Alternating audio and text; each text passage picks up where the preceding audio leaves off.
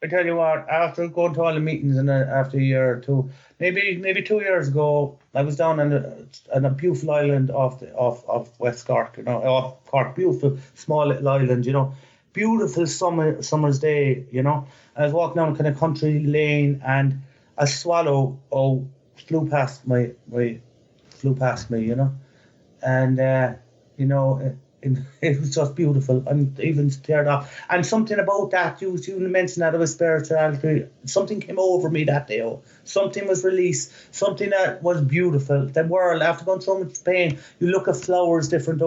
You look at everything you breathe. You smile. It's beautiful, And I want to live in a world where fucking swallows fly past me and fucking pretty girls wink, and the world is beautiful. That was the moment.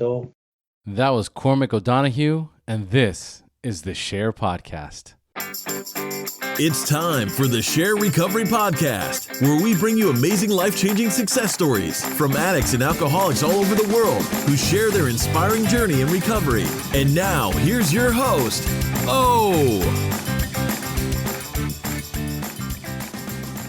Hey everybody, welcome to another episode of the SHAIR Podcast, and today we have Cormac O'Donoghue joining us on the SHAIR Podcast. And I met Cormac on Shane Raymer's That Sober Guy meetings on Sunday mornings. And man, did we connect in that group. This was very early on. We're talking within the first year of launching the SHAIR Podcast. So Cormac and I have known each other for probably close to 2 years. And ever since we connected, we've stayed in touch, and Cormac's been just an absolute amazing supporter of the podcast, very active member in the SHAIR Facebook private group. He has an amazing way of looking at sobriety and recovery and his own journey, and he's just fucking hysterical. We had so much fun on this interview. There was a lot of laughing, but there's also a lot of seriousness. At the end of Cormac's journey of addiction, before he found recovery, it was a very, very, very dark place that many of us have found ourselves in. And through it all, we're still able to look at it now and laugh, because we all know that as serious as it was back then, life is fucking amazing. And there's a lot of fucking F-bombs in this episode. So if you're a little sensitive about the F word,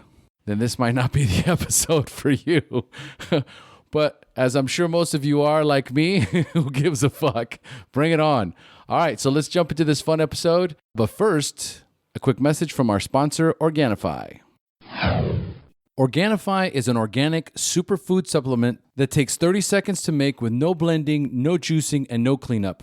Organifi is a coconut and ashwagandha-infused green juice that is gluten-free, soy-free, dairy-free, vegan, and absolutely delicious. My wife and I drink it every single day. We absolutely love it. We've noticed a significant difference in reduced stress, in improved digestion, improved mental clarity, and it boosts our energy levels. So not only is it organic and upgraded with 11 superfoods, if you order now, you're going to get 20% off your order by using promo code SHAIR, SHAIR. So go to the Organifi website, www.organifi.com. Organifi is spelled ORGANIFI, and make sure to put in your promo code SHAIR, SHAIR, and get 20% off your order today.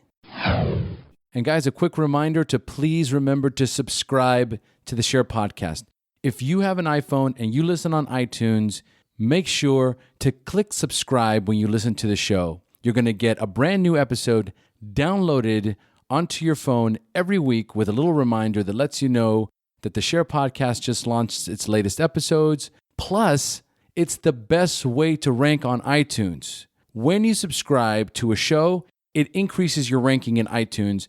And my goal is to have the SHAIR Podcast as the #1 recovery resource and podcast in iTunes. So please subscribe, and while you're at it, leave us a 5-star rating and review so I can read it on the next episode of the SHAIR Podcast.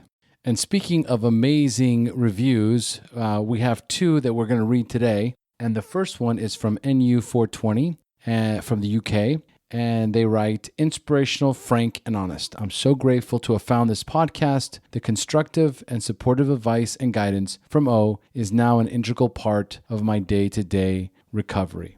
NU420, thank you so much for this review. It's an honor and a privilege to be of service, just to be able to provide support and guidance with what some people are going through is probably one of the toughest moments of their lives, early recovery. So thank you again for that beautiful review. And speaking of which, before we go on to our next review, I am now launching a mini episode every Thursday called Recovery Talk. So moving forward, every Thursday, I'm going to be dropping a little mini episode that's between, say, 10 and 15 minutes long, no more than that, where I discuss one topic on recovery that you can take action on and apply to your recovery immediately. The first one was last Thursday, titled Peer Pressure, and this Thursday coming up, the next episode is going to be covering relapse. So if you missed last week's episode, go back, have a listen. I'd love to get some listener feedback. And the next review comes from Eric Hodgson, titled Sober and Loving It. This is an amazing podcast. I have added it to my routine for maintaining sobriety. I look forward to Tuesdays with immense anticipation. My wife and I listen to it while we're at work. Then after we're done listening to it, we call each other and we have a great conversation about how it relates to us. When I'm feeling down or in need of some recovery time, I put on an episode I haven't listened to before and feel so much better afterwards. It's like I just went to a meeting. Eric, that is fantastic. You know, when I started this podcast, I never would have imagined just how impactful it would be in people's lives. And to know that there are couples that listen to the SHAIR podcast and then discuss it afterwards as a tool for their sobriety and their marriage is just mind-blowing. I couldn't be more grateful for the opportunity to witness such beautiful miracles that are happening in recovery and with the people that are listening. I can't help but feel so unbelievably blessed. And just so you know, the mini episodes, many of them are inspired by the topics or the posts that are brought up in the Facebook private group. And the people that are leaving the iTunes reviews, many of them are in the SHAIR podcast private accountability group. So if you're listening to this message right now and you haven't joined the SHAIR podcast private group, do yourself a favor, go to Facebook, go to the search bar, type in SHAIR private group, and it will pop right up. Click on the join button. There are over 2,600 amazing recovering addicts in there, full of love and positivity. If you can't get to a meeting, if you don't want to go to a meeting, or if you want to add to your meetings, this is a perfect place for you. Jump in there and check it out today. And finally, I wanted to give an amazingly huge shout out and send so much love to my good friend, Darren Riley. And last week on July 22nd, he posted this in the private Facebook group. I'm going to try this again. We all see the impact this group has on our sobriety from our posts and the interviews on the podcast. For many of us, this group and others like it is our program. Along with the online groups, most of us also rely on the SHAIR podcast, among others, to supplement or be our recovery. I would like to issue a challenge to the members of this group. We all know about challenges. We face them every day. The challenge is for everyone to donate $5 a month to show our support for O and the effort it took to bring us together in recovery. $5 is all I'm challenging everyone for. Recycle your aluminum. I know this works. I used to use mine for a backup for booze when I was broke. Ride your bike to work one day a month, or buy generic brands at the grocery store on one trip. Hell, there's probably $5 worth of change in the couch cushions. Let's show our support for our recovery. I sure know I have invested a hell of a lot more than $5 in my addiction every month, and I don't even miss the $5 a month off my card.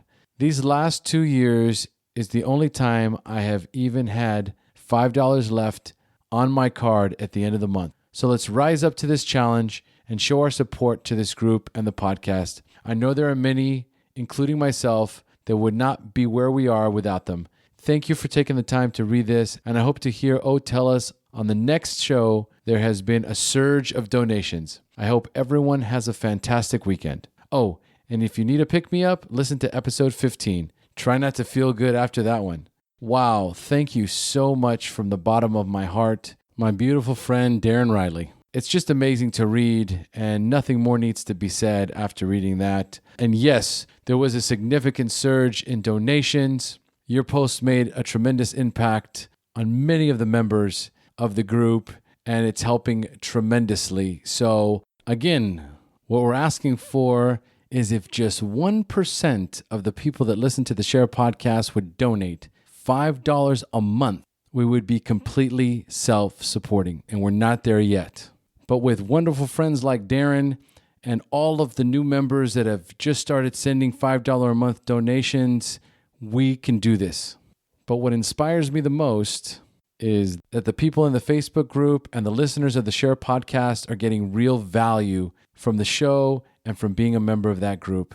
So if you can and you have the wherewithal to make a donation, then go to the website, www.theshairpodcast.com. SHAIR is spelled SHAIR. Go to the top right corner of the page, click on the donate button, or click on any of the other yellow buttons that you'll find throughout the website that say donate via PayPal. Again, my good friend Darren, I just want to send you so much love and a big hug from Costa Rica, my brother. Pura vida and HP, baby. So now a quick message from Transitions Daily, and then on to the show. Would you like to join a free, anonymous online group that offers a daily topic email with popular recovery resources accompanied by a secret Facebook group for discussion? Then go to dailyaaemails.com for more information about Transitions Daily. And don't forget to share dailyaaemails.com with friends, in meetings, and with sponsees in recovery. Hey, Cormac, thanks for joining us. Hey-o, thanks for having me, man. Thanks for having me. I'm excited to have you on the show, buddy. How you feeling? It's all good in the hood here in Ireland, man. It's all good in the hood. You probably need to figure out how to put some subtitles on this with my accent, but it's all good, man. It's all good, you know. I'm sure we'll get through this just fine. All right. What could possibly go wrong? No. All right, so folks, today we have Cormac O'Donoghue joining us on the SHAIR podcast. I met Cormac on the Sunday morning, that sober guy meeting about 2 years ago. He is amazingly active in our Facebook private groups. And after all these years of service, I want to get Cormac on the show. Plus, the man is fucking hysterical, you know, so I'll probably spend most of this interview laughing, which is exactly what we did on the meetings with Shane and Seth. Man, those guys are funny too, man. It was just good stuff. I love Shane, man. Love Shane. It's mad the way the podcastings work, you know. I love after getting quite friendly with Shane now and seeing himself and the family grow up. It's weird with Facebook. You kind of see more of people than you do your own family. My own family who live close by. So it's all good, yeah. It's true. It's true. I mean, the magic of Facebook is, and Shane Raymer does a lot of videos, especially with his family, and he's very, very active in the recovery community. Also recently in the mental health community. So he's doing great stuff, man. I mean, it's been really awesome to watch both of our shows grow side to side. It's amazing, man. It's you know, about those shows and about the meeting, you know, it's like before I was afraid to walk out to the bin in front of my house, literally with paranoia and you know, being anxious and everything, you know, and you thought you were all alone. And anyway, true, you'll hear the story, whatever. And now we have people all over the world, you know. And whenever you and me communicate, we use the term brother, you know, same with Shane, whatever, you know. It's kind of like, you know, we're everywhere, you know. It's great. It's all over the world. We're everywhere. It's brilliant. It is that's brilliant. My message, from Ireland, you know. We're everywhere. I just there was one thing there. I always said that if they put a red hat on everyone in recovery, you know, like governments would be scared because we're in the banks, we're in the shopping, we're serving you, we're fucking driving you in taxis, we're everywhere. Recovery is everywhere, you know. Well, it is everywhere, and it's a lot more socially acceptable today. So most people have no problems, you know, letting people know that they're an addict in recovery, because more importantly, it really helps people unite as one. You know, we are brothers and sisters in the fellowship, and there's still tons of people out there that are just terrified about coming out and talking about what's going on in their lives. And a lot of these private communities, especially the private Facebook groups, allow people to come out, right? Discuss it in the privacy of their own home, and then just kind of like work their way to meetings later, which has been a very powerful bridge to get people in the meetings, which is what I feel is very important in early recovery. Well, I'm out and proud, and they tell about it. Is hearing people laugh and seeing us laugh and joke. The most powerful message out there really is seeing people laugh, seeing us laugh, and saying, "Christ, you can have fun in recovery." Way better fun. So yeah, it's all good. It is all good. It's all good. So Cormac, tell us a little bit about what your normal daily routine looks like, including recovery. My routine, I tell you what, I wake up around 6 in the morning, and after that I can do what I want. Freedom, that's it. That's what recovery is. Complete and utter freedom to get up and not be in control, not to have to reach the side of the bed to get drink, not to wonder how to get drugs or anything like that. So freedom. I get up now at the moment. I'm working. Working for myself. I set up my own little business. Business. We'll talk about that there. And like this morning, I got up, I went for a swim. I went up to the local pool, went for a swim. I don't get down on my hands and knees. I get up with a very positive mood. I can do whatever I want, I try to keep active. Funny enough, I was put off the road driving 4 odd years ago. So I do an awful walking around, which actually helps me brilliantly because I meet people. I don't think there's anyone out there who meets more people in recovery than me because I'm walking around everywhere. And I'm running my own business and I'm living a dream. That's what I'm doing, I love it. And I've seen some of the pictures over in Ireland. It's absolutely gorgeous over there. Well, I live in a small little picturesque town, and seaside town, and it's absolutely gorgeous. It's absolutely beautiful. And something, it's amazing, it's amazing when I emphasize the point of walking around. Like, I was so anxious, I could not even leave my house. Like, I get into my story a little bit in a while, but like I had six, maybe 7 treatment centres. I spent over nearly 300 days in institutions, paranoid out of my fucking head, man. And now I'm walking around the proudest person around, Recovery is just amazing, man. Hey, the other day you posted some pictures about some kind of foodie convention or something. Yeah, I did. And actually, funny, I'm delighted you brought that up, Around 3 years ago when I got back, there was down my local village, there was a food festival, And I was too paranoid to walk down the village. But it was on that Sunday, and I walked down to the village, and there's on my own Facebook page, there's a picture of me, and it's quite nice, It's me sitting down on the curb eating food because it's a street food thing, yeah? And I'm looking okay and everything. But the story behind that, I was too paranoid to actually go and join in on the crowd, if you get my meaning, Yep. But I was just getting myself back. So I got to the edges, and, that's what I could do that day.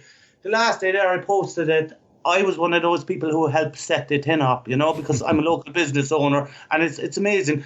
And you and I were discussing Facebook page, and I have a Facebook page, my own business page. And recently down there in my local town, we attached an iPhone to a drone, and the reason was publicity for my computer page, yeah. And we flew the iPhone around the harbour. It was beautiful, 50 seconds. But it was going to go huge. But the interesting thing about that, it was all for advertising, yeah? The interesting thing about that, I saw the footage and I knew this was going to be huge. And around my local area, it got 30,000 views or something. Good but I Lord. knew, yeah, and I knew, Omar, the minute I pressed that button to send that into the Facebook world, that was going to be all around the area. Now, obviously, for a business sense, that was good. But for myself, it was like the next day, I was being stopped in the street, in the gym, on the bus, everyone coming up to me, kids coming up to me. Now, obviously, you think there's a bit of ego on that, and obviously there is. But behind that was pride. Like, I was afraid to walk down the village. And through hard work and the whole lot, hard work, recovery work, I've done something that made me relatively well known around the area. From the guy who was afraid to walk out to the bin, So that was, that's it. I love it. So, speaking of which, how much clean time do you have, and when's your anniversary date? You know what? That's a difficult question. In a sense, I came back around 3 years ago, Anniversary dates, I never even checked because I came off so much medication. And if I touch on medication in this story, okay, Omar, I don't want anyone who's out there, I'm not telling them to come off medication in no way whatsoever. That's between themselves and the doctor, you know. I'll just put that disclaimer in there. So for around 5 years, I can't remember anything. I went down to a place in Asia, came back clean. So maybe 3 years or so, I don't look at anniversary dates anymore, because I had a few years clean here, a few years clean there. And I'm very much a live in the day. It's very important for me to live in the day. Before, even with those apps, you know, the apps where you, which help loads of people, you know, they give you your dates. And those things I never used anymore, because I would get to maybe 41 days and then it would collapse, you know, or 61 days. And to me, it felt like I was holding my breath underwater, you know. And my recovery really came about when I just lived for the day, you know. So maybe 3 years or so, around that time, you know. Okay, so then when we first met, you had about a year. Yeah. If do you know something? Even then, it's you know, I need to really. My own sponsor was saying we need to sit down one day and get this sorted out. Because I was like, I was like, Jesus, man, you know something. You know something, I said to myself before, when I hit 20 odd years or 30 years, I'll talk about it. I had so much false starts, Omar. So much false starts, you know. Years here, a couple of years there, you know, let's do it for today. And let's do it for today. That's basically me. I got you. Now, but you mentioned your sponsor. So you have a sponsor, you go to regular meetings. I do. I have a fabulous sponsor, Charlie. Oh, I go to regular meetings, yes, I do. I'm ANA, because they're the ones, the meetings around here. I tried it every other way, you know. I can't do it without meetings, you know. No, Omar, you know, I bitch about meetings every so often as well, you know. Funny, like, fuck it, I don't follow this thing blindly, man. But, you know, and I helped there set up an anime meeting in my local town. It's nice to give something back, you know. I'm not one of these people who's going to tell you what to do or anything like that, you know. I just live my life and that. But, you know, for me, Omar, when I crawled back, there was nothing else I could do. And I came back, and it was 16 meetings a week at that time. And then it wasn't 16 meetings. Then it was less. And then, now maybe 3 odd meetings a week. My sponsor, I love him as a friend. You know, there comes to a time with your sponsor when it won't be about drink the whole time or drugs, you know. And there comes a time in your life when you ask your sponsor, you know what, how are you doing? How are you yourself, man? You know, how the fuck are you? You just listened to me for years, you know, how are you, man?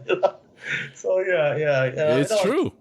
Yeah. I do that all the time. Well, now after all these years, my sponsor and I meet, and it's usually like, what's on the table, right? Who's got the issue? Yeah. Absolutely. Like, who's got the issue? And then we just, we'll take it from there, and everybody gets it, one of us gets a turn, right? Because, after a while, it's not about like, I'm desperate and, there's what's going on with me. It's more like, hey, what's going on with you? And they appreciate that. There is, yeah. I went, I think I was meant to go sailing with Charlie for a week this year, and there comes a time, I don't even use the term sponsor now, it's friend you're meeting, but sponsorship is bloody important though, all this in a sense that, especially sometimes as you get weller, if that's the word, people are relying on you, and sometimes you just have to come up and say, you know what, man, I need someone to talk to, really need someone to talk to, so yeah, it took me years to understand the importance of sponsorship. It took me years, Right. And it's bloody important. It's important, I agree. I agree 1,000%. I agree. So tell us a little bit about your spiritual practice. You seem to be a spiritual guy. How do you maintain that conscious contact with your higher power? The conscious contact with the higher power, spiritual, there's people out there now who will get this obviously confused with God and not God and this and that, I tell you something, I had a touching slightly on the God issue, even though spirituality is slightly different than higher power and all that. For years, actually, God, that thing was an issue for me, Especially in the meetings, you see it in the steps, you know, and I was wondering, well, if they don't mean God, why do they have God? That kind of came to me in the end when, like, sure, if I wasn't happy with the word God, maybe they put in higher power, and after that they might put in wizard, and after that they might put in Harry Potter. All someone's going to fucking complain, so just leave it the way it is, you know? Trust me, I put thought into that. But you know what? Where I came to acceptance about it all, yeah? When I discovered that if there's not a God or not, I'm not going to go totally into that, but I'm not God, okay? And that's simply it. For years, I thought the whole world revolved around me. I thought everyone, I would be in my house doing drugs for days, binge and everything, and then I would come out and think everyone's talking about me. Sure, people didn't even know, you know? So I'm not God. And that gave me, I can't control everything. And once I accepted that, I became a very relaxed and very beautiful. And yes, I have my beliefs and this and that, and I'm okay with that. I'm just calm, I'm relaxed, and it's good. So that's how I become conscious with my higher power. The world is a beautiful, beautiful place, and there's so much laugh. I love laughing. That's it, you know? Me too, man. That's what it's all about. Laughter is the best medicine. Fucking laughter, man. It's you know. And I see sometimes, when people come into the rooms first, you know, people come up to them and say, oh, you have to find God, you have to do this. You don't. Just stay off the fucking drugs. That's what you have to do. Stay off the drugs and spirituality will come. Stay off the fucking drugs. How the hell can you get spiritual and stuff when you're getting high, you know? It ain't fucking happening, man. It ain't happening. You know, chill the fuck out and it'll come, man. You know? The world there, of course, there's people now listening to this in a gym somewhere around the world going, what the hell is that Irish man going on about? Even though he does have a sexy accent. But, yeah, man. Yeah. Oh, man, I love it. All right, so real quick, Cormac, tell us about the first time you drank or used drugs. You know, how old you were, the first time you used drugs, and more importantly, how they make you feel. I will make this quick, otherwise we'll be here for 2 days doing this interview, you know. I tell you what, drinking, I can remember drinking when I was maybe 13 or 14. Can't remember too much about it. I can't remember the first time I used drugs. I used acid when I was around 14. It's funny. Mescaline or something. I have no idea what I used. But I remember half an hour later, I was only 14, a little kid, like half an hour later, it was dark and I was hiding in a bush and like tripping off my fucking head, man. And a tiger, passed, you know. Now, obviously, tigers are native to fucking Ireland and it's highly unlikely one escaped from the zoo that night, you know. So I was just tripping. I also saw a UFO, so I doubt very much if fucking UFOs made contact that night either. But I was off my head. But you know what? It was an adventure. It was brilliant. It was amazing. Scared out of my head. But it was amazing at the time. You know, it was amazing. But you know, I think about that sometimes because I never dropped acid. Right? Oh yeah. It's one of those things where I was like, damn it. I should have done some before I got clean. I know exactly what you're saying. If I had my time over again, I would do more. But no fucking way. Acid, sweet Jesus. I talked to a friend about that one time and he was saying, imagine if you'd done it now. This is a few years back. Sure, we have mortgages. We have this. Our head would be fucked. It was okay when you were hiding in the bush when you were 14. You thought a tiger was around. No way, man. Don't go near it. No. I love it. All right, so great. So, Cormac, you're all warmed up, buddy. So it's time for me to turn this show over to you. It's time for you to share your story, the battle against drugs and alcohol, the wreckage it caused in your life, when you hit rock bottom, and then finally your journey into recovery up until today. So, Cormac, take it away, my friend. Whoa. You know what? When you started talking there, I actually started thinking seriously, man. You know, especially when you said journey, it's a journey. In the sense, I think this podcast is come a good time for me. In the sense that I'm settled in my life. I'm doing well. Maybe even up to a year ago, if you had asked me, I would have, I'll do that podcast. In my head, it was going to be the greatest podcast ever. They were going to talk about this for years. They would probably replace with me, you know. And then a half an hour later, I'd be like, I'm too fucking free to go near that show, you know. But I'm in a good place, you know. Yeah, and you know what? Oh, I don't talk about my story much anymore. If I go to meetings, you won't hear me talk about it. But you know, there's a story there, and there's a story. And if you replayed what went on in my head for 5 years before I got clean, it was hell. You know, I'll go through it fast in a while. But you know, as I said there at the start, it ended up with 6 or 7 treatment centres, man. Nearly 300 days because I was in hospitals for mental health and stuff as well. So that's 300 fucking days inside places, man. You know, what does that do to a man? What does it do to a man? You know, as I said, I started using drugs early, you know. I was very, very good at sport, you know. Very, very, actually, the last day when I left school, I became sports person of the year, stuff like that. But you know what? If we're going to, I'll try to put a bit of happy spin on the first part of the story. It was the late 90s. I kind of was using heavily. There's a guy called Sean, he's in the group as well. You would know him as well. He was a big buddy of mine and still is. He's in recovery with me. And we went over to London. He was over in London. We were all over in London. And London was rocking, man. It was the late 90s, man. It was all sweet.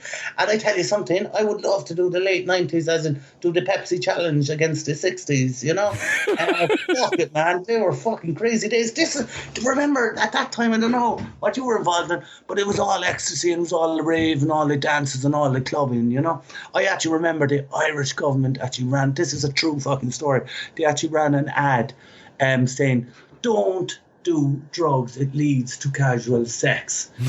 What the fuck were they advertising? Like, you're 17 or 18, don't do drugs, it leads to well, obviously I done drugs to lead to casual sex. It was brilliant. So we're over in London, it was all a rave scene, man. It was brilliant, clubbing, right? It was just, and you know, the myth about it at that time is people think that drugs and stuff, you know, you think of people in alleyways and stuff. No, man, we had to work hard. Drugs weren't free, man. We had to work hard for that, you know. And you wanted the best clothes, you know. And you would go clubbing for days. Like, I remember at that time, a celebrity got caught on a drug binge. Everyone appeared to be on drugs at that time, like. And I remember they said the reporters followed them around for 14 hours. Like, and I remember our joke was going, sweet Jesus, if reporters had followed us around, it would have been 3 days. Because that's how long parties went on for you know? Who was it? And the celebrity who was caught that time. Yeah. I think it was that guy, Richard Bacon. He was a kids presenter at the time. It's quite funny at the time, all right? I don't know. He didn't get up to fucking much. He was doing some coke or something, you know? But that's fucking, I don't know. But sure, it was, actually, I tell you something, at that, maybe I'm wrong, but at that stage, I really, like, if you look at, now obviously everyone thinks the generation after them are worse. I actually think this generation is actually fucking very good. I mean, the young people nowadays, they seem to be all fit and everything. Back in those days, it was cool to be mad into drugs at that stage, you know, Yep. the racing and stuff, you know. Absolutely. And that was from, and we worked fucking hard. So I stayed in London till I was 24, 25. Do you know what? Oh, you know what slipped in at that time was the coke, man. That came in a sense, and that's a sneaky drug, you know. You start off doing it in rooms, you know, with everyone, and then you start breaking off. 3 goes into a toilet, then 2 goes into a toilet, and then it's just 1, and then you don't go out. So that started coming in, you know. And that brought me down first. Now, it was a long time. I was doing well. I was managing pubs and stuff. And as I said, I loved it, man. Loved it, you know. We used to fly back to Ireland, you know, and go partying, visit the family and go partying. So, sweet Jesus, what sort of state we were in. We would always carry drugs going back as well, like, but just personal, you know, just personal. But sometimes you look at the risks. I remember I flew into Bali when I was young as well, when I was 23, 24, and I took 6 pills or something in with me, you know. And actually, to tell you how fucked up I was, once I got through customs, I couldn't find them. I lost them on the way there. Like, fucking worst drug. What the fucking hell? Like, you know how pissed off you are when you go through all the hassle of smuggling shit through and you can't find it. Like, my God. But the thing about the reason I brought that up, if you get caught doing that in countries, you're talking about 30 years in jail, you know? Oh, man. You know, you're fucking talking about 30 years in jail. And that's it, you know. And it's funny, it's weird, you know, how friendships maintain. Like, even myself and Sean, through all the years, through all the drug use at that time, that was still going on. And I came back at 25. I came back a broken man. You know, my mother first tried to get me into treatment when I was around 18, you know. I didn't take it. So I came back and kind of sat in the home with my mother for like nearly 6 months, and then I built myself up again and went out again, you know. And drank. It's kind of weird. Like, it's weird. I laugh about that acid. Like, you know, I went through the doors of perception with that acid, but there was a bar there as well, if you get what I mean. You know, fucking right through the doors of perception, I decided I'll sit in the bar, because alcohol, fuck, man. Alcohol, I just drank the shit out of it, alcohol, you know. And I stayed in a job for 14 years, which was paying well, but I hate it, you know, I hate it. And I think when I was around 33, I split up with a girlfriend, you know. God, sorry, my life at that time, splitting up with girlfriends and all that. And I went down to Peru for a month. And when I went down there, I used heavily, but I also didn't use heavily. And I went hiking to Machu Picchu. And I remember coming back in the plane, and I was thinking to myself, you know, the best part of that holiday was when I was actually not drunk or not stoned, you know. Wow. So I came back anyway, and obviously there was 1,000 other things, like the job was going to go and this and that, and the girlfriend that went and this and that, but I still had money and all that, you know. And I crashed really bad one weekend. There was no other excuse, and I picked up the phone, because you know the way you would get fucked up every weekend, but you would be kind of full of regrets on a Monday, but you would try to get back and by Wednesday you were like great again. And that was the weird thing about it. Wednesday was the day I always felt best, you know, because the drugs and drink be out of my system, and it'd be before the next one, you know. So I remember I picked up the phone on the Monday morning. I rang my GP, I rang a treatment centre, and I rang my mom. I remember my mother, just a relief and tears, not tears, but well, yeah, tears. And she said, "Oh, at last." And then I said I'll go into my first treatment centre. Do you know something, oh? Your first treatment centre is bloody fun, man. It is. It is. And it was beautiful. Like, they had a little pitch and putt golf fucking sort of place. It was all paid by the medical things, you know, your insurance. Oh man, it was fun. Like, it was fun. Everyone's saying, well done. You're finally doing something, you know, everyone's around you. It's brilliant. You went up there. Now, of course, you were scared. It was actually funny. I was scared fucking senseless for the first couple of days, you know. But I had a black sense of humour. I remember now, they probably lied to me. It was at the hospital, and they said, look, we have only a space in kind of the psych ward. Like, I remember going out to the psych ward for the first couple of days and sit down and have a cigarette with all the people in the locked-in psych ward, and they're all around. And I noticed none of them have shoelaces or belts on, you know. And I'm looking at them. And then I realised that I have my belt and my shoelaces. The nurses and doctors never took mine, but they took every other patient's out there, you know. And I'm thinking, my black humour is, Jesus, they want me to kill myself or something. Oh, Jesus. You know, that sort of black humour, instead of like looking around saying, I'm in a fucking mental home, man. I'm not. And the first treatment centre, it was brilliant. Family days. Family days are fun the first time around. They're not fun, but family days don't become fun when you're in treatment number 5, 6, or 7, whatever it is. I can't even give it an act, you know. And, you know, the family came up, and, you know, they tried the best. And this is the thing. I left. I remember my dad didn't have an understanding. He was like, I rang him, he was like, but surely you can have a couple of pints when you come out, you know. I was like, no, you know. No. But, like, you know what? I always thought, even in that treatment centre, I was like, I'll come in here for a couple of years and go off the alcohol for a couple of years, you know? And this is when I was 33, and I came out, and I actually remained sober, I think, for nearly 2.5 years, man. Wow. I did. Yeah, without meetings, because, sir, why the fuck would I want to go to meetings, you know? It's weird. Like, in the end, you feel totally alone. No one understands. Then you go into a treatment centre where everyone, you're like, I'm around these people. This is brilliant. I know what to do, and I'll stay around these people. And then you get off and you say, I'll do it myself again. So why would I possibly want to go to meetings, you know? And I didn't. And after 2 years, I don't know either what happened here. You know, in the sense that, you know, I probably started doing drugs again, maybe coke or something again. And then I probably skirted around the issue of, right, don't do coke and drink. You know, when you're on 110, you're on off another 10, that sort of thing, you know.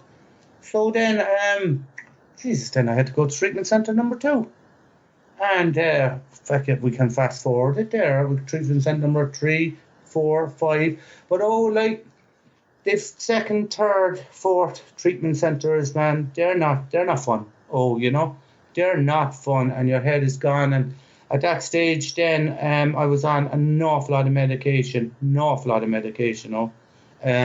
Ridiculous amount of medication, and yeah, that's carried on, the using at that stage. I was only drinking and using by myself, I was housed still down in Crosshaven, but the house, was, you'll be just locked inside your room. I held down a job, this and that, I know it all got too much, and the family, everyone tried everything, But see, I could never get this thing that, the only person who can help you in recovery is yourself, Yes. Yep. It's their own, you would understand that, in the sense that, you know yourself, how many doctors and stuff probably try to help you, man, Absolutely.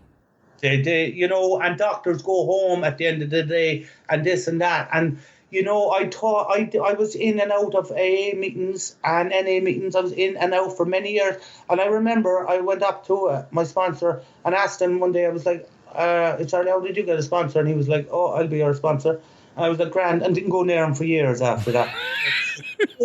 Especially when when you would see your sponsor at a meeting. And you were like, fuck.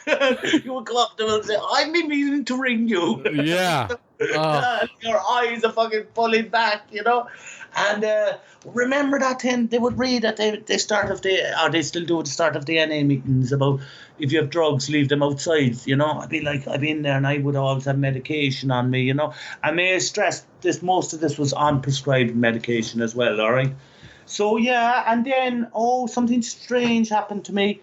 My mother, who has no internet whatsoever and stuff, she came in and she said she found out about this treatment centre down in Thailand, and it was a Buddhist place, and people, hear something strange, and I'm not one of these people who believes in anything, but people ask me how I found that place, That place found me, and that's a really weird thing. I won't give the name of the place if you don't mind, but it found me, and I went obviously on one last hooray, and I hopped on the plane in Cork Airport. I remember, I don't like talking about particular drugs, but I remember I had probably 10 or 20 Valium tablets with me, and I started drinking on the way. We flew through London. We were there for a couple of hours. I did ring a guy in London to see if he could meet me for some coke, And then we flew down to Kuala Lumpur, and I hopped off the plane in Kuala Lumpur, and went on a 3-day bender. Went back to the airport to try to get a flight to Bangkok. I discovered that I was actually in Bangkok for the last 3 days, So that tells you how fucked up I was. I didn't know what country I was, Actually, I tell you what, another story. I tell you how fucked up I was on by drugs. And then I went, before this, what really took me down, and I won't go on too much long, what really took me down, I actually, being of sound mind, around fucking a year previous to that, I decided I'll go on a holiday to Colombia for a month, And that it's an amazing country, and it's like a person coming to Ireland. They don't have to drink if they don't want to, In a sense, it's fabulous. And I don't want to disrespect Colombia in any way, shape, or form, but I went down there to fucking use, and I had an amazing time. And I remember how fucked up you were on drugs at that stage, I remember being down in Colombia and going on a party with a Scottish guy and a girl, and the party closed, and we went up, and we actually fucking, in the middle of the city, we found a brothel, And we went into the brothel, but the guy came up with all the women, and we were like, no, and the 3 of us just paid for a room, and just fucking ended up doing drugs in the room. That tells you no interest in any women or nothing besides that. That's the thing that it brought you to, Yep. But it's fucking, it's crazy looking back on the things, like they're not glamorous in these stories, it was not glamorous, at all. But the interesting thing about it was, I made it to that place in Thailand. It was a Buddhist thing, and there was an English nun there. And let's refinish up this bit of it now. There was an English nun down there, and this is where my recovery is strange. She all referred to herself as an ex-addict, you know. I know I actually refer to myself as an ex-addict, even though I'm a chronic addict, if you get my meaning. And if I go to AA, I will say that I'm an alcoholic because I am, and I this and that don't. But my mentality is that I'm an ex-addict, you know. It really is. I'm an ex-addict, you know, and that's what it's about to me. You know, I heard a guy at one treatment centre. He said, you know, Christmas time is a tough time for an alcoholic. It's not. Oh, it's a tough time for a lot of people, you know.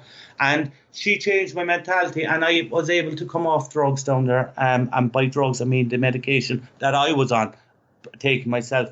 And that it was amazing. There was amazing things that happened to me down there. Amazing, you know, absolutely amazing. And I came back and I done a DBT course for 6 months, an addiction one, and it just changed my mentality. You know. So that's kind of my story. I could go on much longer now, but it's. Now wait a minute. Before we go on any further, all right. And I know you don't like to talk about it too much. No, I can talk about it. I'll talk about it till the cows come home, man. You know, ask me anything you want. You know. Good.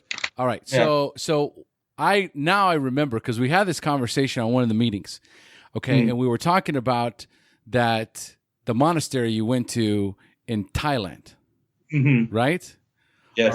All right. So without giving the name, you know, because I know that they I don't remember the backstory, but it's something about keeping it, like preserving the integrity of that Buddhist temple. All right, because they do take addicts, correct? Yeah. See, the reason there's probably a reason I don't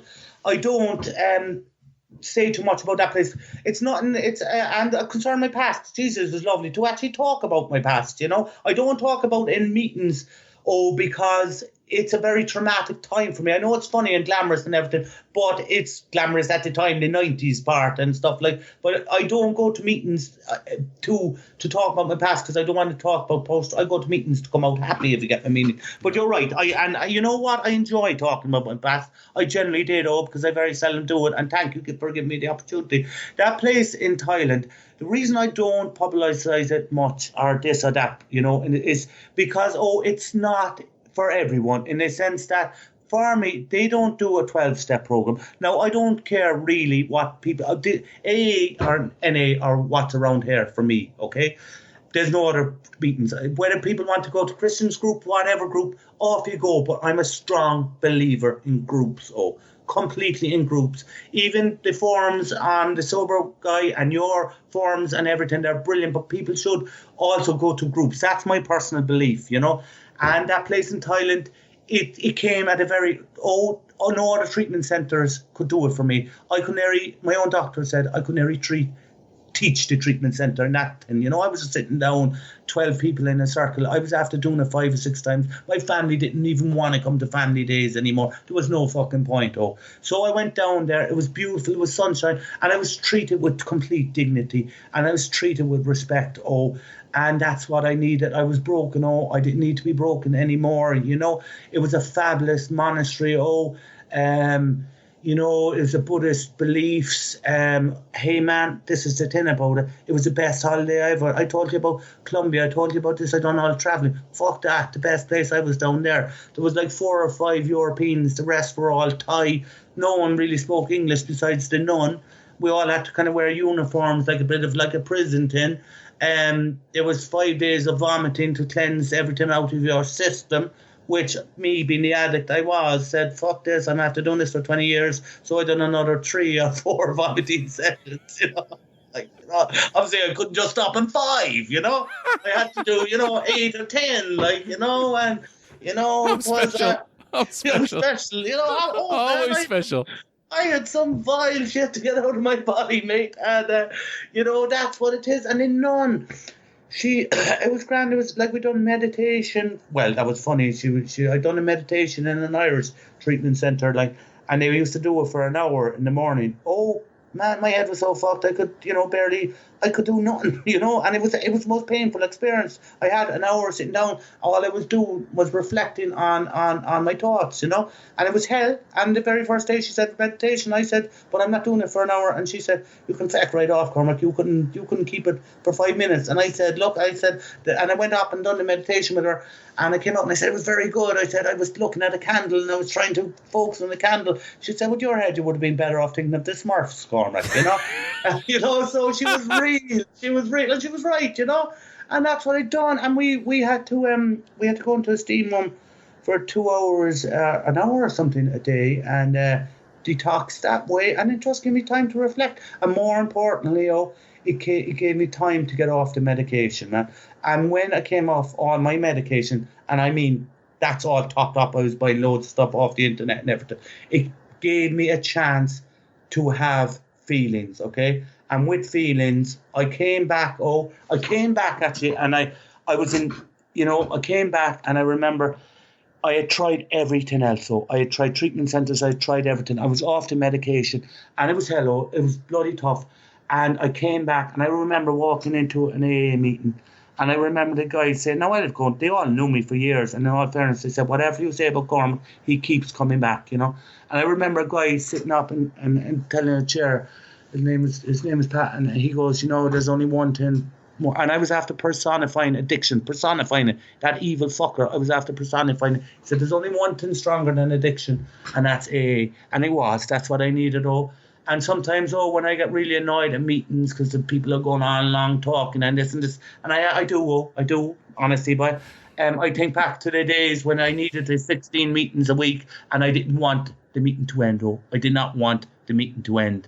I couldn't, because then I had to face the real world, and I didn't have a penny to my name. I was after keeping my house, I was after keeping my house, and something the nun said to me, and it's probably for my advice in the end. Nuns, I sat down and Katrina was the nun, and I goes to her. Now, she was a cool fucking mother. She was as cool as, I hate using the term nun, but I said, I'm after hitting rock bottom. And she said, no, you're not after hitting rock bottom, Cormac. She said, there's way more rock bottoms to go to. Way more, Or exact, and excuse me for saying this, or exact fucking expression is you could be sucking dick for drugs. And that was her expression. You could do this. You could sink lower. You could do the whole lot. And it's true, And, that was it, and it was a climb back, And what she said to me really struck home, because when I came back, I went to a meeting, an NA meeting in town. I went there for years, but this particular one. And I walked out. And when I used to walk out of that meeting, I used to go every Wednesday. I used to see homeless people. Now, those homeless people might not have any problems addiction-wise. They might just end up. And I thought, Cormac, I held on to my house. And I became secretary of that meeting. And it was hard work. It was really hard work in the sense that, like, I went down to, I was put off the road. I stood in bus stops waiting for buses in the rain. I struggled, and I really, really tried. I really, really tried. I tried my hardest, and you had to try all this without drugs, and being afraid to walk out to your house.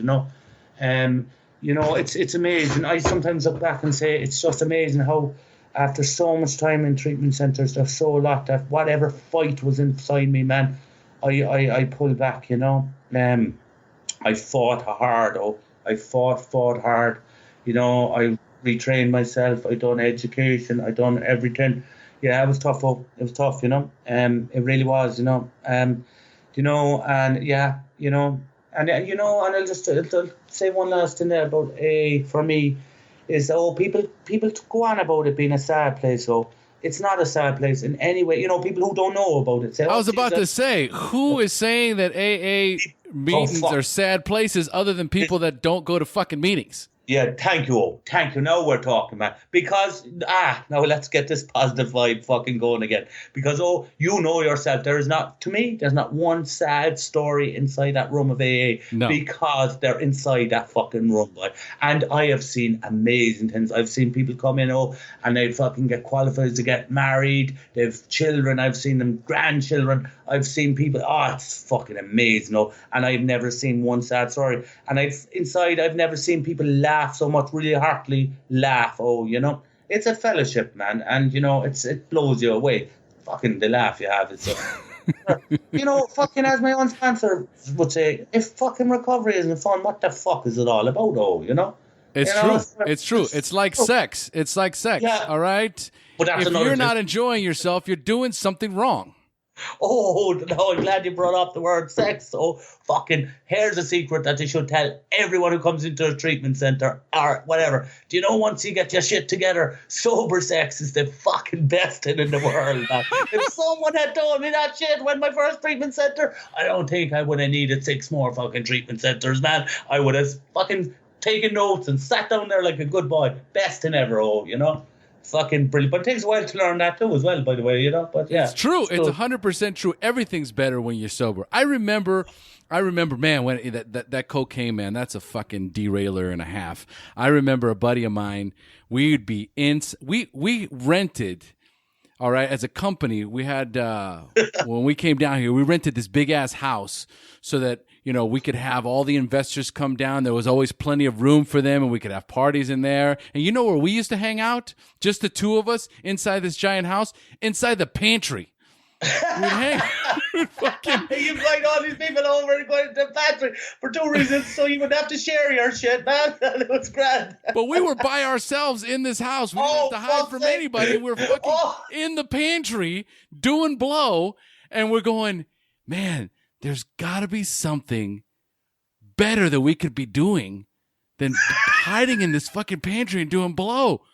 And then we stood there and we stared at each other for what it seemed like an eternity. And then we look at it, goes, well, I can't think of anything. And just keep going for hours, locked in a fucking pantry. You know what I mean? It's disgusting. So you had a big huge house and you decided to go to the pantry for being sound plan of action. Let's go to the pantry. I used to live by myself and I would still hide the alcohol, man. It was like crazy. From ourselves. From our fucking selves, yeah. Oh, fucking man. I tell you what, you could make a comedy out of the shit that was going on, man. You really could. Like, it's crazy. Like, it was fun too, except for those bits of it. It was crazy ass fun, you know, till it wasn't fun. Yeah, you get to the end of it, and like you, go into a brothel just to get a room so you can just keep using drugs because you can't find another place. Got no interest in the hookers in the place. And absolutely, it's like, I don't want anybody to touch me. You know, just give me my drugs. Right? And the sweating, and you're just sweating, and you're sketchy, and you can't, and you're chewing your shoulder. You know what I mean? You're just talking into your shoulder like it's a microphone. Yeah, especially on day 2 or 3 of it, man, where your heart is beating and shite, man. It's crazy, you know, and it's crazy. I feel like, Jesus, what the fuck? I wouldn't mind. The funny thing about that fucking brothel in Colombia, there was a kind of, what the extent of it was, a McDonald's downstairs, and we actually there was no one in the restaurant, and we gave the guy money to turn off, you know, those fans, so it wouldn't blow all that, and then we went upstairs. But I walked past that place 2 days later. It was just across the road from a police station, so they were fucking, Jesus. Oh my God. I'm walking around without being in jail. It's beyond me, man, you know. The list of questionable situations and all the risks that we took, not even realizing, not even clueless to the danger that was just a few feet away from us. Unaware, man. Blissfully unaware. Like, you know, and they saying decisions of hiding in pantries and stuff. Sweet Jesus, you know. But you know what? But then again, that's what brought us there today. And you know what? One last thing for anyone who's out there who's struggling and then, like, do you know what's the biggest fucking trip that I ever took? By the trip of being sober. What a ride of brilliance, you know? Absolutely. Yeah, you know, like little things. I'm on a podcast to you here. You're in Costa Rica. This is fucking going all over the world. This is that, you know?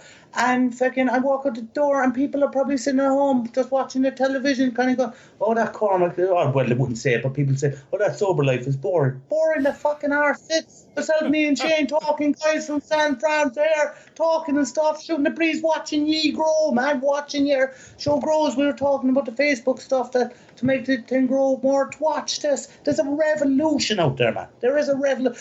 Being sober is the new cool, and it's grown. There's a fucking revolution about being sober, and it's just, it's beautiful to see it grow, man. beautiful, you know. It's beautiful and it's necessary. We absolutely need this. There's an outpouring of people that are asking for help, the need for help, that are exactly where we were at, hiding in the shadows, hiding in these little brothels, hiding in these tiny little rooms, using all kinds of drugs, and wishing for death, hoping to die because one more day of this disgusting existence is too much to bear. And now you get onto Facebook or you get onto any kind of social media and you type into Google, I need help from addiction, and about a million things pop up, and it's so easy to connect today. It's so easy to connect today, and you embrace it. I embrace the fact that I'm an addict. I'm grateful for the fact that I'm an addict and that I am part of it. Like you, meetings. I can't do this alone. I started the podcast so I could share stories like yours, so the people that are too afraid to go to meetings can listen to it, and then at the end of it go, okay, how'd they do it? They went to meetings. All right. Yeah, that's Meetings, man. And I love the, for me, the whole idea of going away to Thailand and going to the monastery. There's so much of a correlation between the 12 steps and Buddhism, the Buddhism philosophy. And there's a lot of documentation that supports the fact that a lot of it is taken from the Buddhist philosophy. And, when you think about the 11th step, that conscious contact, that prayer, that continuous prayer and meditation on a daily basis, which is something that's very much part of that practice, you need that. We need that. Devoid of any religion, the spirituality of it, the spiritual element of it is paramount. It's why I'm always saying HP, baby, because for me, it's the higher power element that is crucial.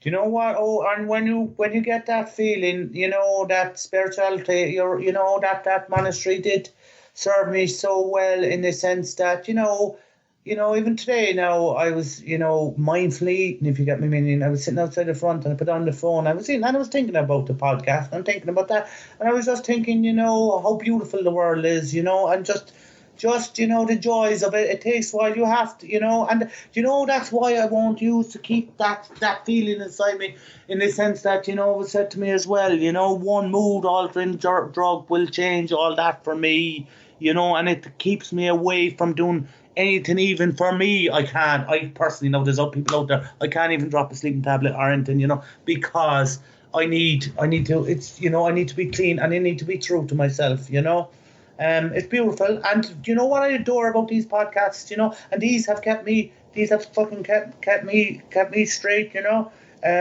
listening to them have kept me straight many a time, is that it's reaching as well as all generations, but it gives something. I was putting these things on, going to the gyms, going out for walks, I put on Shane's one time when I was actually going nearly to a pub.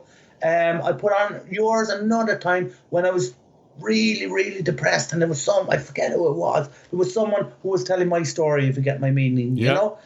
And these, and seeing the online community, there's people, sure I can name the names who's in that community. That's amazing. Like, this is the guy who was afraid to walk out to his bin. This is the guy who's talking to you like you were in a fucking parlour over there. Oh, you're now doing a podcast, and that's the key to it. You're doing a podcast. You're doing things, because something was said to me as well.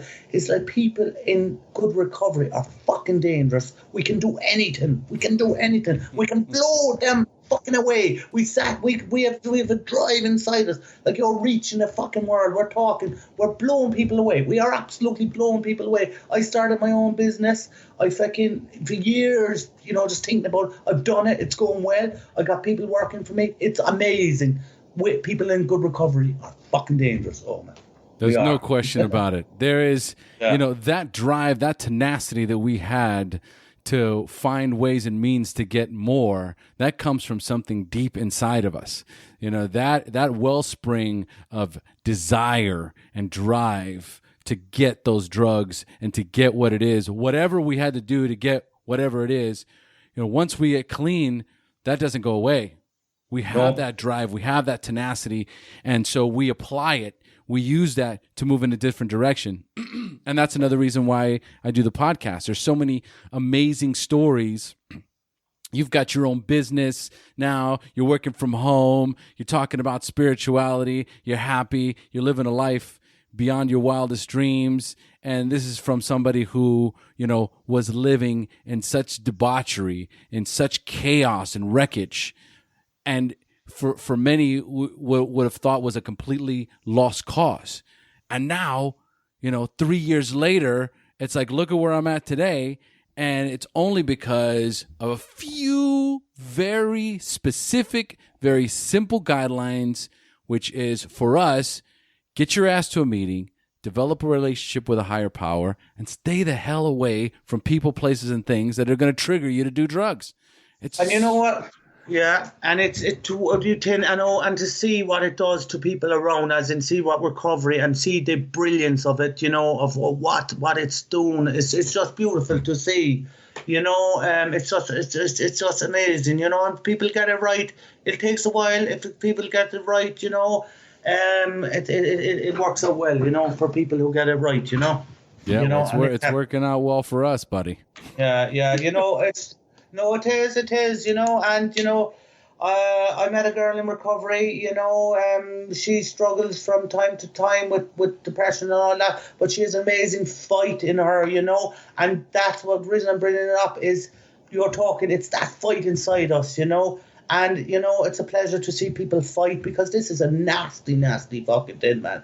But I tell you what, if we stick together, we will all fucking beat it, and we blow them away. Addiction can't touch us, man. Absolutely. I love what you said earlier on, which is, there is something that is much powerful, more powerful than the disease of addiction, and that's an AA meeting. Addiction cannot fucking touch us. If you stick in that group, man, it cannot. Fuck's sake, we'll kick the shit out of addiction. Addiction tried to beat the living shit out of me 6 fucking times. It sent me to treatment centers. 6 times it beat me, and it was like, you're down, I'm going to leave you. Fuck you, man. I'm getting back up. You ain't taking me, man. And I got up, and fuck you again, man. And kicked me down. And then it happened another few times. But then I got up. And with the power of people behind me, kick the fucking shit. It ain't going near me, man. I don't live in fear. I don't live in fear of drinking again. My whole motto is, do you know what? What happens if I don't drink again? And fucking everything happens if I don't drink again, man. It ain't going near me. We blow it away. And if anyone is out there who is struggling, man, just do the fucking right thing, as you said. Do the right thing. Go to the meetings. Go out the door. Fucking get out that door and socialise with healthy, spiritual people. And fucking you got this thing licked, man. It's not that powerful. Fuck it, we give it too much respect. We blow it away. That's beautiful. I love it. That is spectacular. Beautifully said, Mr. Cormac. Thank you, old man. Thank you, our man in Costa Rica. Thank you, sir. Straight from Ireland. Your man from Ireland reporting, mate. I half the people out there don't know what I'm saying, but anyway. No, I got it. All right, so let's start closing up, and let's start closing up for the newcomer. All right, so I'm going to ask you 5 questions about your early recovery, and I want you to respond with inspiring and insightful answers you can share with our newcomers. Are you ready, Cormac? Yeah, let's do it, man. All right, so number 1, what was keeping you from getting clean or staying clean when you first got introduced to recovery? Simple. What was keeping me from keeping clean was addiction. It lied to me. And here's something, and we touched on it again, and I'll touch one time again. People go on who don't know about it's a cult, whatever. You know what? When you first go in, maybe it is. But you know what's a bigger fucking cult? Alcohol and addiction. But after a while, if you go in and you go to enough meetings and you go through it all, you get freedom, and no one controls you. I'm one of those people, when I'm walking to a meeting, if I'm not right to do the chair and I'm asked to do the chair, maybe I'm not bad, I don't want to pollute the room, I'll tell them no, because AA gave me the ability to say no. AA gave me the ability to be free. AA gave me the ability to do everything. So, what kept me caught from getting sober, I suppose? Not being able to not being able to accept that I needed to change myself, Absolutely. Yeah. Yes. Beautifully said. And it's true. The cult of addiction. Man, that's a bloody, nasty, all-consuming cult from hell. And you know what? One last thing what kept me as well was being too self-centered in the sense it had to be all about me. It had to be all about me. When I actually laid back and realised that, you know what, maybe my mother needs to talk about our problems. Maybe fucking in this podcast, even though he didn't get a chance, talks about his problem. Maybe somebody else. It's not all about fucking me, you know. I am not God, you know. I'm not God. A fucking nice, sexy Irish man, but I'm not God, you know. That's the story. I love it. All right. So number 2, at what point did you have a spiritual awakening, that aha moment in recovery when you accepted you were powerless over drugs and alcohol, but for the first time had developed the hope that you could recover?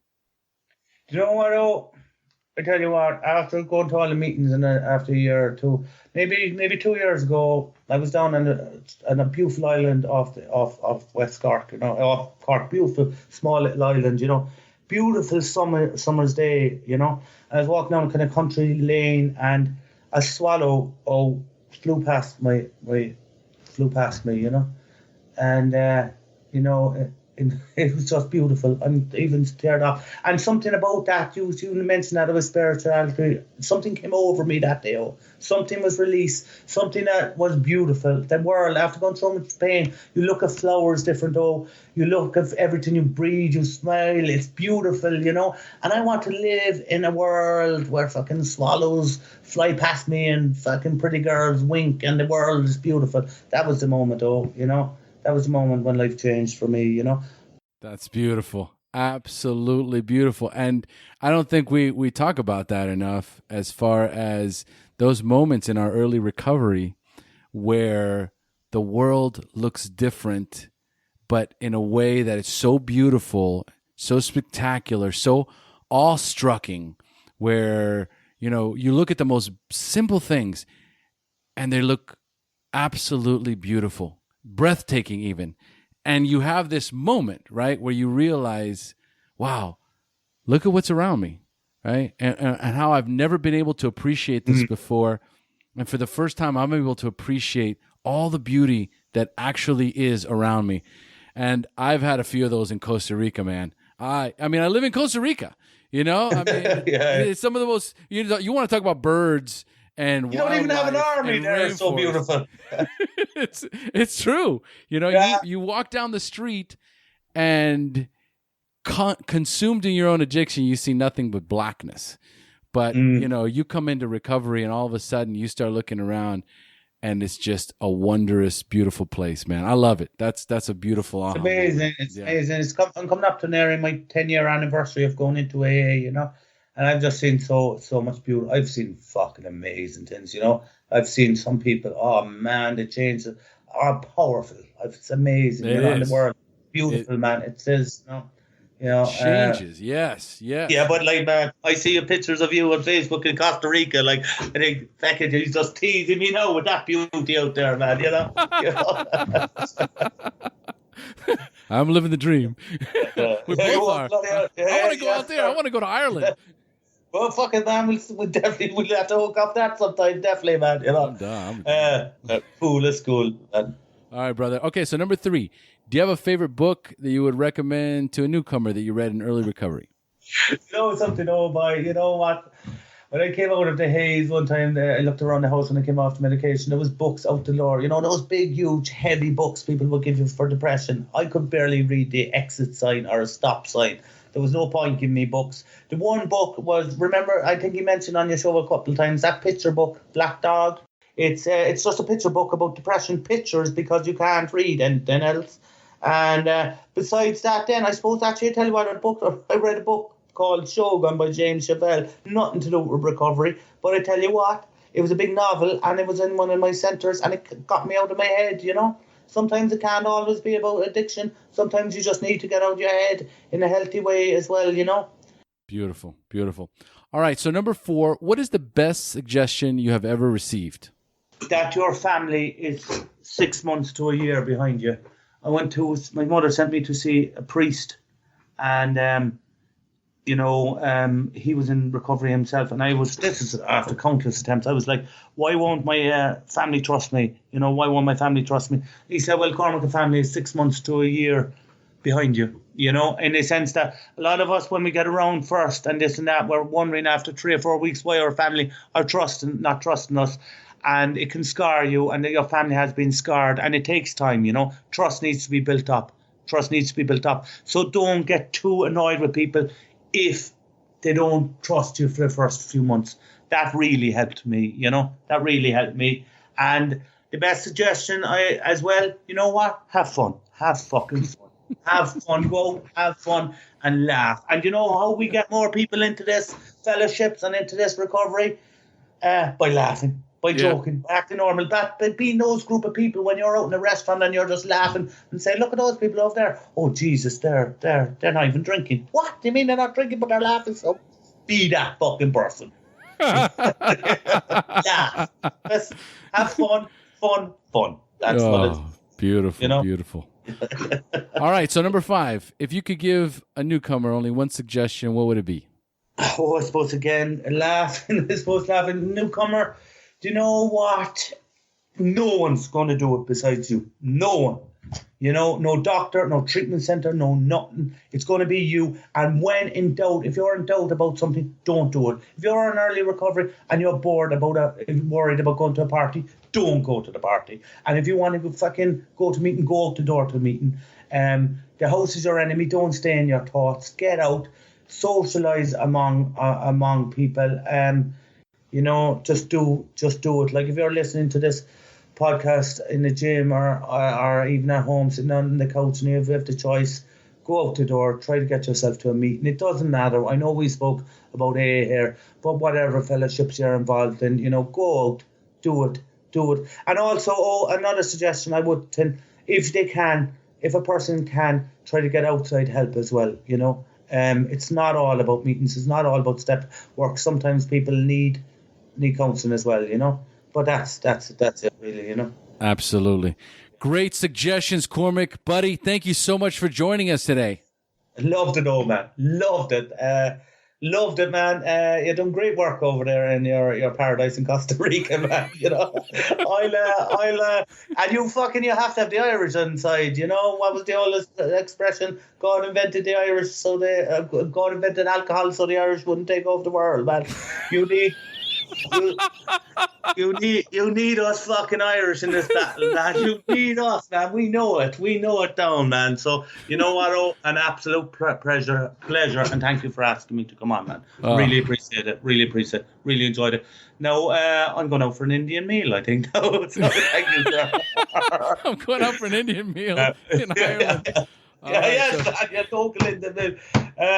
You and me will keep in touch, old man. Absolutely. All right. So before we close up, we have now reached the end of our show. Thanks for joining us. And as we say here in Costa Rica, pura vida. Oh, I'll give you an Irish slán lat. Goodbye. Slán lat is the Irish for goodbye, man.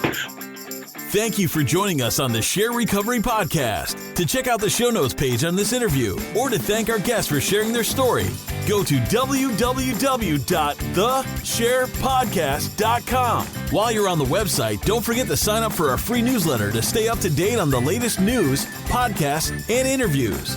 Want to be one of our guests and share your story? Then go to our website and click on the Share Your Story button. We share our inspiring recovery stories every Tuesday, so subscribe to our show on iTunes or Stitcher Radio to get your free weekly download. We'll see you then. The opinions shared on this show reflect those of the individual speaker and not of any 12